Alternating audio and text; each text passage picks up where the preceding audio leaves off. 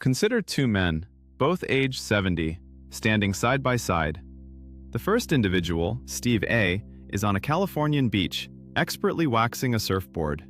He moves with fluid grace, his mind sharp, and his heart maintaining a strong, steady beat. He faces the ocean not with apprehension, but with eager anticipation. Then there is Steve B., gasping for breath while attempting to reach his mailbox.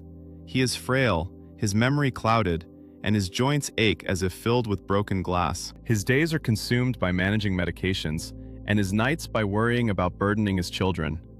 Observing these two, we often fall back on a comforting delusion. Steve A. just got lucky. He must have exceptional genetics. We assume the second man's gradual, painful decline is an unavoidable reality, simply the cruel price of aging. However, scientific evidence refutes this notion. In-depth research into longevity reveals that 70% of how you age, whether you end up surfing or confined to a hospital bed, is entirely within your control. The true tragedy isn't growing old, it's unknowingly choosing to decay. Most audience members are disciplined, having dedicated their lives to building careers, raising families, and saving for retirement. But what good is a healthy 401k if your body is bankrupt? Today, we will dismantle these excuses and explore the control protocol, a framework that demonstrates that aging is not a predetermined fate. To appreciate what's at stake, we must examine one of the most unsettling studies in human physiology, the Dallas bed rest study. This isn't mere data, it's a prophecy for modern man. Researchers selected 5 healthy, robust young men and confined them to bed for 3 weeks. This was no holiday. They were forbidden from leaving the bed for any reason. For 21 days, they remained completely inactive. The outcome was catastrophic. In just 3 weeks, their cardiovascular systems aged the equivalent of 30 years. Pause to consider that. 3 weeks of inactivity inflicted the same damage to their hearts and lungs as 3 decades of life. They essentially developed the physiology of elderly men in less than a month. This study uncovers a hidden danger likely present in your immediate environment. It's not merely laziness, it's a biological illness known as sedentarism. When you spend extended periods sitting, at your desk, in your car, on the couch, you aren't simply resting. You are sending a clear, emphatic signal to your biological software to initiate a decay program. Your body perceives it's dying and begins to shut down. Statistically, poor cardiorespiratory fitness kills more people than smoking, diabetes, or heart disease combined. It is the silent assassin lurking in your chair. However, here lies the paradox. If 3 weeks of inaction can age you by 30 years, what happens if we reverse that signal? What if we implement a program designed for radical growth? The answer involves a specific protocol that, in clinical trials, didn't just halt the aging clock, it effectively turned it back by 2 decades. To understand how to activate this change, we must first consider the most potent drug known to man and why it cannot be purchased in a pill. If the effects of vigorous exercise could be bottled, it would be the world's most valuable pharmaceutical, bankrupting the manufacturers of Ozempic, statins, and antidepressants overnight. The issue is that most men are using the wrong dosage. The majority of people engage in what experts term garbage miles, moderate intensity activities like a light jog or reading a magazine on an elliptical, where conversation is still possible. It feels like effort and burns some calories, but for 40% of individuals, this approach does absolutely nothing to improve cardiorespiratory fitness. It's a gamble. You invest the time and show up, but your biological software isn't updating. It's akin to trying to upgrade your computer by merely wiping the screen with a cloth. To rewrite the code, you need intensity. Enter the Norwegian 4x4 protocol. This is more than just a workout. It's a molecular signaling event. Its structure is deceptively simple, but its execution demands the kind of discipline you already possess. You perform 4 minutes of high-intensity work, reaching a point where you cannot speak in full sentences, and your heart rate is at 90% of its maximum. Then, you recover for 3 minutes. You repeat this cycle 4 times. Why this precise structure? Because it compels your body to utilize a unique fuel source that has been misunderstood for decades: lactate. For years, educators and coaches claimed lactate was a waste product responsible for muscle burn. They were mistaken. Science now demonstrates that lactate is a premium fuel, a form of, quote, brain fertilizer. When you push your body into that high-intensity zone, your muscles inundate the system with lactate. Far from being waste, this molecule travels to your brain, crossing the blood-brain barrier.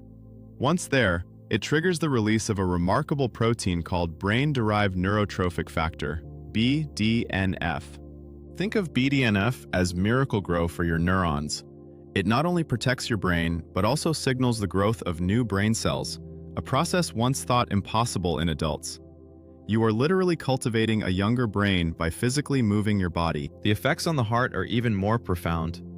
In a significant study involving 50-year-old men, participants who followed this specific high-intensity protocol for 2 years didn't just become fitter, they reversed the stiffness of their hearts by 20 years. They essentially developed a 30-year-old heart within a 50-year-old chest. This represents the difference between mere maintenance and genuine transformation. You're not just slowing decline, you're actively rebooting the hardware. Imagine possessing the engine you had in your 30s simply by committing to 16 minutes of intense effort a few times per week. But a Ferrari engine is useless if you put sand in the gas tank. Currently, 70% of you are running on empty without realizing it.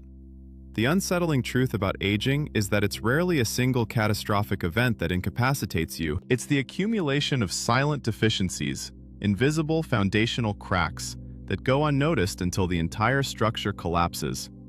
You might already feel its effects: a lack of morning vitality, or a subtle brain fog making complex tasks difficult. The first and most crucial of these cracks is vitamin D. Though called a vitamin, it's actually a potent steroid hormone that controls over 5% of your human genome.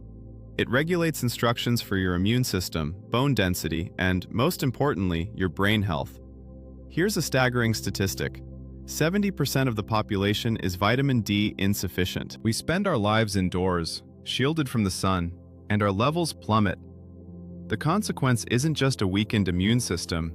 Studies indicate that vitamin D deficiency is linked to an 80% increased risk of dementia. This is not a small margin. It's a massive, gaping vulnerability. By simply letting your levels drop, you nearly double your chances of cognitive decline in your later years. It's an unforced error of the highest magnitude. You wouldn't drive your car with the oil light on, yet millions of men navigate life with their hormonal tank empty. There's another silent killer, hiding in plain sight: your omega-3 index. You might think, I eat fish occasionally, so I'm fine. But are you? Researchers have made a discovery that should deeply concern you: the smoker's paradox. We all know smoking is lethal. It ruins lungs, damages cells, and hardens arteries. Yet, when scientists analyzed mortality data, they found something shocking. A smoker with high levels of omega-3 fatty acids had the same life expectancy as a non-smoker with low omega-3s. Let that resonate.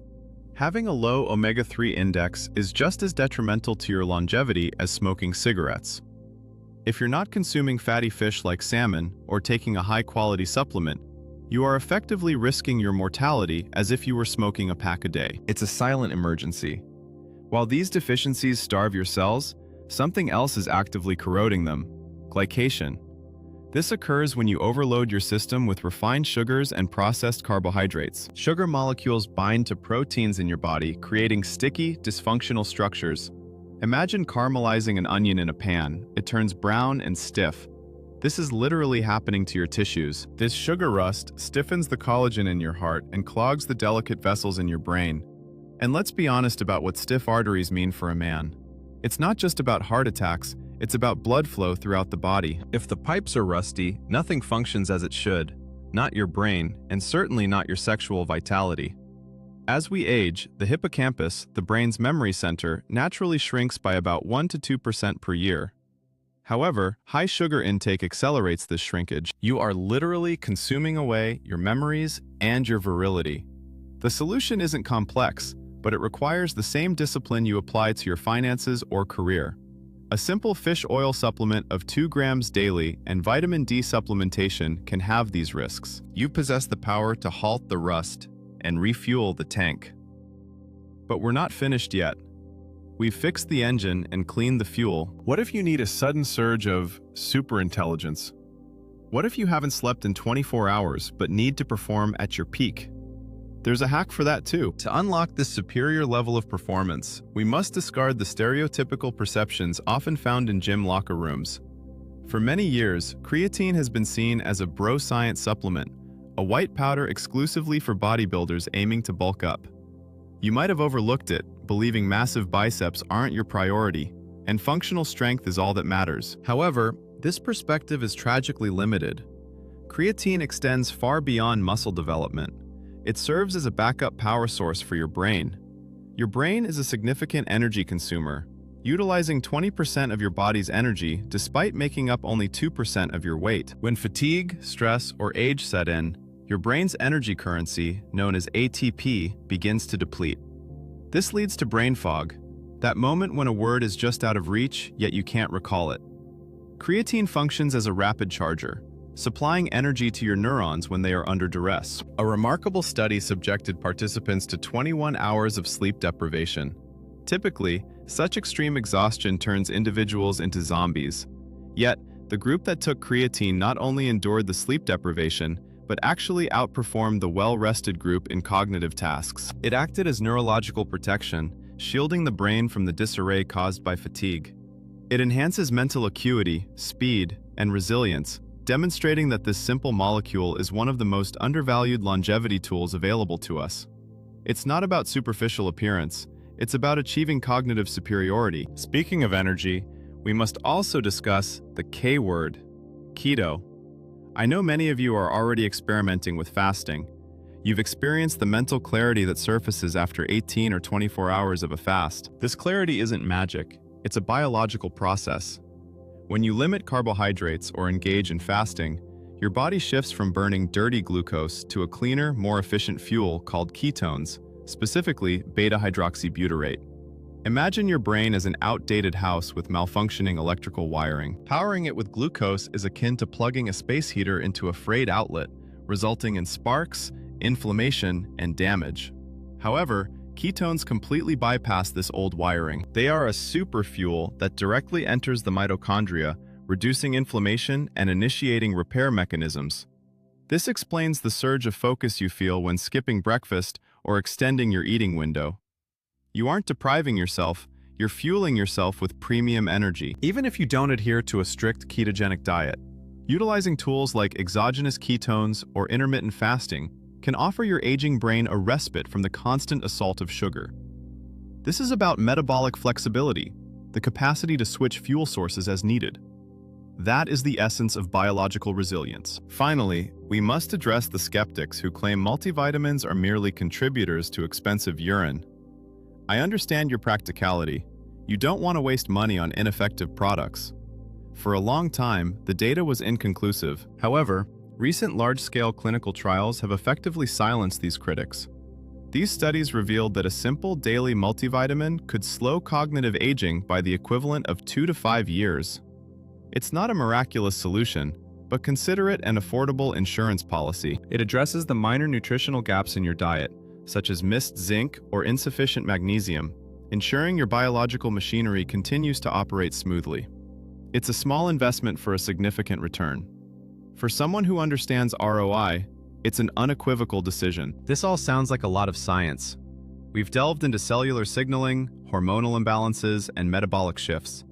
But when viewed broadly, it boils down to choosing between two very distinct future paths. Let's revisit the two men we envisioned earlier.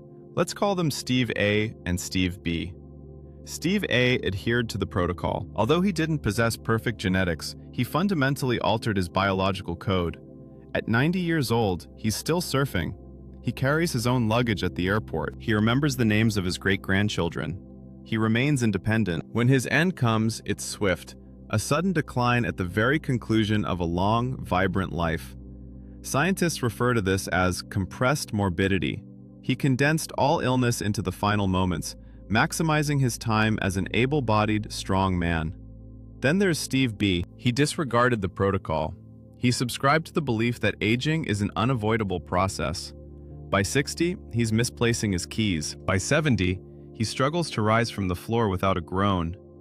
He spends his last 15 years in what we term the health span gap. He is technically alive, yet profoundly unhappy. He's trapped in a body that is gradually shutting down, a prisoner of his own biology. He has forfeited his independence, which is the ultimate nightmare for any self-respecting man.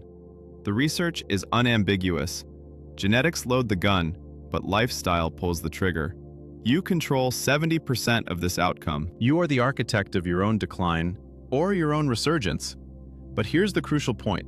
You cannot wait for a diagnosis. You cannot wait until your heart stiffens or your memory fades. You must treat sedentarism and deficiency as a cancer before it metastasizes. You must move your body to signal life. You must fuel your brain to prevent deterioration. You must take command.